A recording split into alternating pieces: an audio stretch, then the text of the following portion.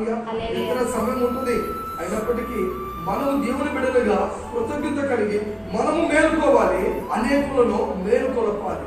కుటుంబాలు నశించిపోతున్నాయి, కుటుంబాలు శోధనలు, గంజాయికి అలవాటు పడిపోయారు, మత్తుకు అలవాటు పడిపోయారు, కామక్రోధ మచ్చముల మధ్య బిడ్డలు తిరుగుతున్నారు. ఎవరి బిడ్డలు?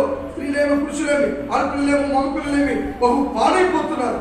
మరి వాళ్ళందరి కోసం మనకు బాధ్యత లేదు. వాళ్ళందరి కోసం మనం ప్రార్థన చేద్దాం. మన దేశం అభివృద్ధిలోకి రావడానికి, మన దేశం క్షేమాభివృద్ధి కలిగినట్లు మన దేశానికి మనం ప్రార్థన చేయాలమ్మా. అలాంటి వాళ్ళు చాలా మంది ప్రార్థన చేస్తున్నారు. దైవజనులు, సంఘ బిడ్డలు, విశ్వాసులు ప్రార్థన చేస్తున్నారు. మనము కూడా ప్రార్థన చేయాలి. ఈ ప్రార్థన యేసయ్యకి ఇష్టం. దేవుని స్తోత్రం, హల్లెలూయా.